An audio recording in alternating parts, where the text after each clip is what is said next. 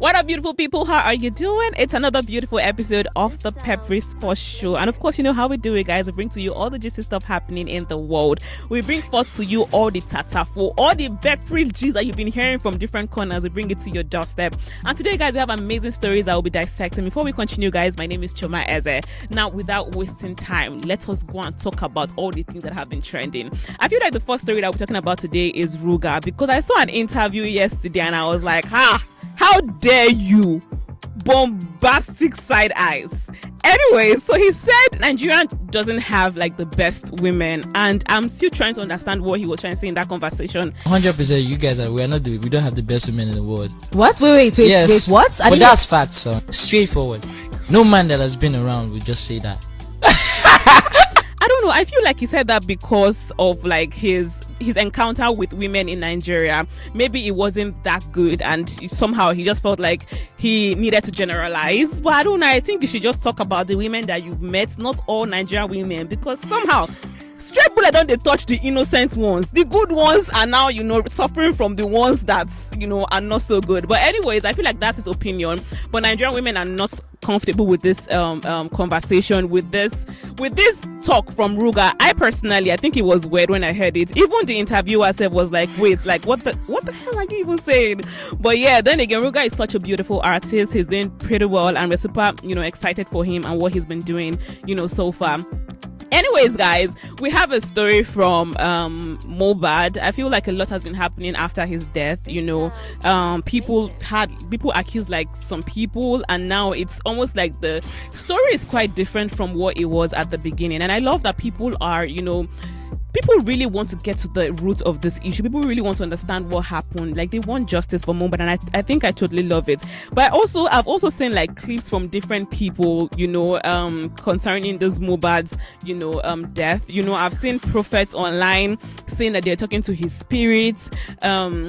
I've seen people just say stuff about him. But today I think I'll be talking about IYABO Ojo's comments regarding everything happening. So first of all, she tagged it #no distractions, because she said there are a lot of people that will come into her DM saying different stuff, and she just wanted to clear the air. So all these distractions of do a DNA test, don't do a DNA test, you people should please allow the family to mourn. If the father of MOHBAD wants a DNA test, he can request for it. If the mother wants, they can request for it. It's a family thing.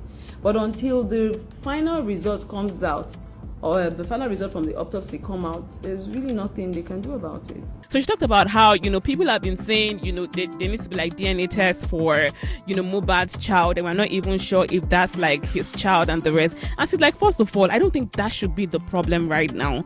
Like, how about we focus on the issue, which is who killed MOHBAD, justice for MOHBAD. Like, when he was alive, like, I'm not sure he wasn't bothered about that. Like, he took care of that child like it was his own. So why do you guys see the need, or why are you guys bothered about that when you're supposed to be bothered about something more important? And I love that she was able to clear the air.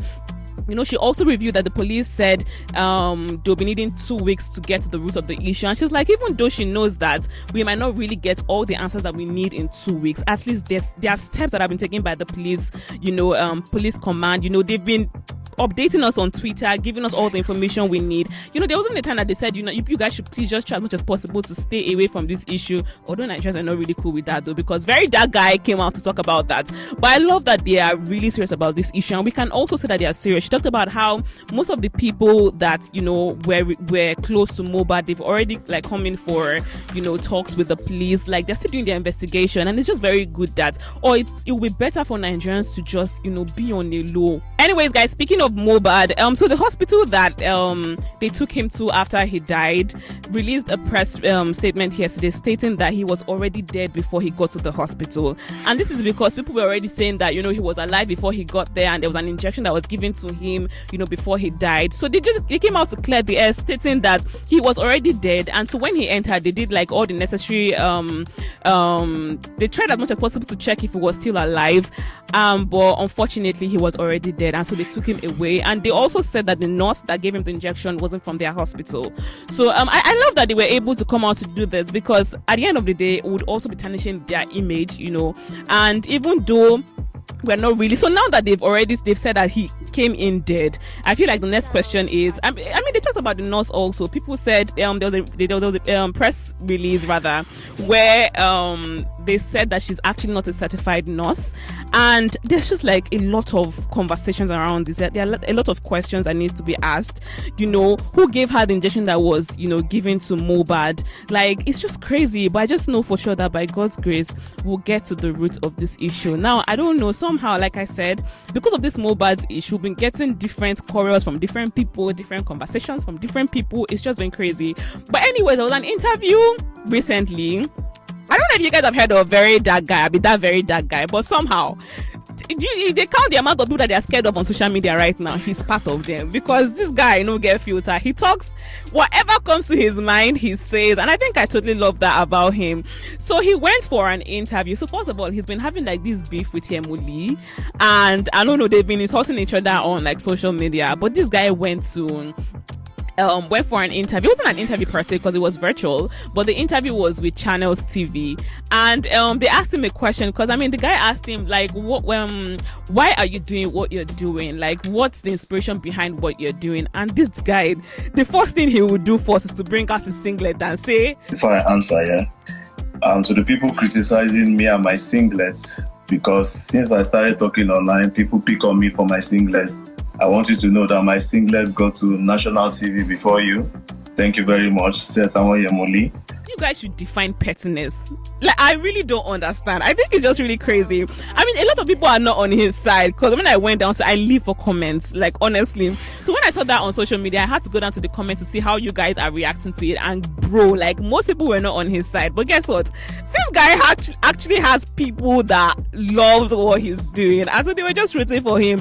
I don't know, me, I'm very indifferent. I really don't know. I just love that, he's using his platform to do, good stuff. And even though sometimes I don't agree with some of the things that he says, but I love that so far we've seen results from his page. There are a lot of people that have complained about, the I think companies that they bought creams from, how they duped them. He's been able to get to the roots of serious issues that people naturally would think that they will not get to, right? And I love that he's been able to handle it in a very funny way, because most times you see him cracking jokes and he's telling us something serious and he'll be I think it's just really crazy. But I totally love that guy. I think when he even posted, I think Davido sent him a DM or something, and then he came online and he's like, who are you people to judge me when Davido sent me a message? And I'm like, who is this guy? But anyways, guys, shout out to Very Dark Guy, shout out to Yemuli. After he was done saying what he was saying on national TV, he now said set and war Yemuli, and I'm like, bro, I don't know if there's going to be a comeback from Yemuli. I don't know if this is going to continue, but I just hope that whatever happens, we're able to focus our energy on something good. I mean, we have an issue on ground right now, which is this Mohbad's age, and even though I know that the reason for their beef is because of like the Mohbad's age, I just hope that they're able to put their energy together and get to the root of like whatever is happening right now. But before I end the show today, I think I need to talk about, so this is not from Nigeria, but I jump into the United States, right? Because something happened recently with Offset. I don't know if you guys know Offset, but he's a very popular rapper. He's married to Cardi B, and I mean, people really love him, right? So he had this interview with a white girl recently where I think he asked her why she loves to interview people, and she's like that she just really loves it, that she's really comfortable with interviewing people. And then he now asked her, so why did you pick me to interview me? Like, why me rather? Like, why didn't you pick other people to interview? And she's like, I didn't pick you, my team picked you. And first of all, I think that was a blow, because Offset is Offset. I don't know, in the United, I feel like he's popular everywhere, right? And for you to say that you didn't pick him to interview him, that your team, meaning that if it wasn't for your team, you would not even pick himself. So I think there was like a back and forth, and after everything, I think it got to the point where she now told him that she had to Google him in the car before she got to where she was interviewing him, so that it would be easy for her to have a conversation with him. And then he's like, bro, I tried to Google you, but I didn't see your name on Google, so I had to go to TikTok to search for you. And people were like, wow. And I don't know. I'm not supposed to be laughing because I don't know, but I think it just worked. Because when I went down to the comment section, people were saying, you see, Offset and Cardi B, they fit each other. Like their comeback games are very strong. I think it's so crazy. And you know, there are some celebrities that you know that when you talk to them anyhow, somehow you know that you can get away with it because they are cool. They don't want fight. They don't want stress. They just want to be on their own. There's people that you can try that with.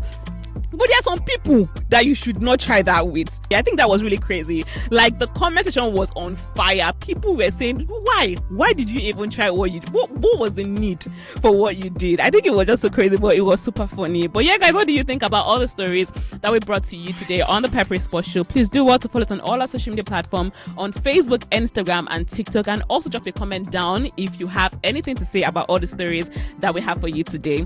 Anyways, guys, until next time, stay safe and be happy. My name is Choma Eze. Please have a wonderful day. Bye, guys.